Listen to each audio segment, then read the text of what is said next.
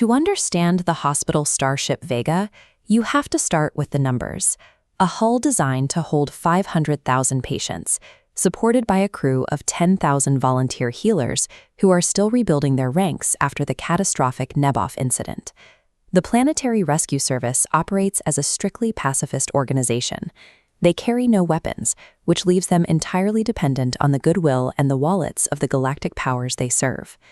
Much of that support comes from the GACE, the civil endowment arm of the Authority. These bureaucrats manage the donors and sponsors, and view the Vega primarily as a tool for public relations and soft power diplomacy. This puts the rescue service in a difficult position. On the organizational chart, the PRS is pinned between those GACE donors and the GAME, the military enforcement agency that treats this hospital ship as a secure intelligence asset for their own lethal arbitration missions. These two factions rarely see eye to eye. The bureaucrats demand the ship heal the right people to maintain a heroic brand, while the military enforcers demand access to the patient files to hunt for targets. This means the healers of the Vega operate within a structure where the value of a patient's life is a point of constant debate between their corporate sponsors and their military overseers. That debate becomes a crisis when the Vega intercepts a distress call from a syndicate pirate vessel drifting in deep space.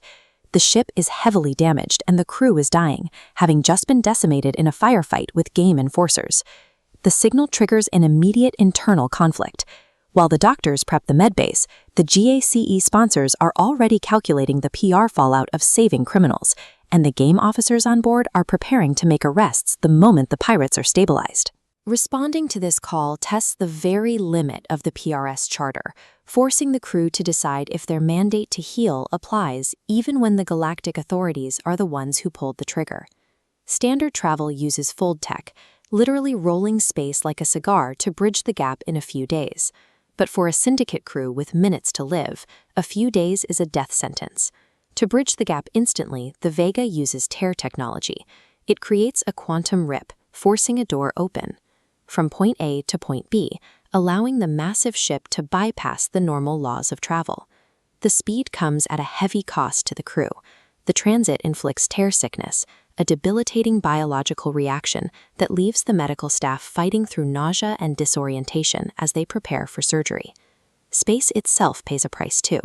The jump leaves behind a literal scar in the fabric of the universe that makes the local sector dangerous for travel for at least a year. To arrive in time for an extreme emergency, the Vega is forced to physically traumatize its own healers and damage the very space it's trying to protect.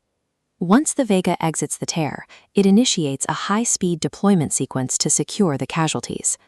First out are the frigates. These are the vanguards, piloted by crews of 15 specialists who handle everything from weapons and drills to medical triage, carrying 75 doctors directly into the wreckage. Behind the frigates come the heavy carriers. Each one carries 40 flat-pack mini-hospitals, self-assembling units dropped to provide an immediate sterile environment. Within each mini-hospital, triage is handled by swarming medpods and automated DI nurses, stabilizing patients amidst hostile environments. This is a grueling human operation. To prevent total burnout, the healers are rotated out every 6 hours, ensuring a fresh team is always available to handle the influx of trauma. This isn't just a medical response. It's an industrial assembly line designed to transform a chaotic disaster into a stabilized patient ward in a matter of minutes. The mission succeeds in the short term. The syndicate pirates are pulled from the void and brought into the Vega's primary medbase for surgery. But as the physical wounds are treated, the political crisis reaches a boiling point at the medbay doors.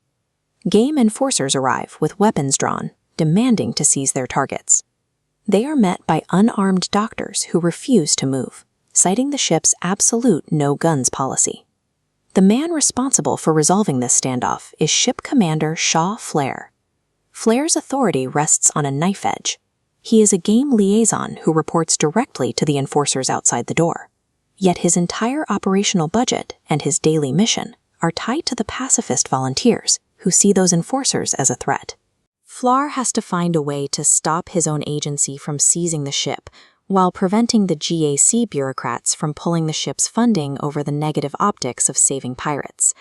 He manages this through bureaucratic warfare, using jurisdictional loopholes and complex authority protocols to stall the enforcers just long enough for the medical teams to complete their work. Advanced medpods and surgical bots are only one part of the Vega's life support system. The other is a command deck capable of weaponizing red tape to keep the mission alive. In a galaxy where the law, physics, and corporate interests are often aligned against the patient, this is what it takes to save a life.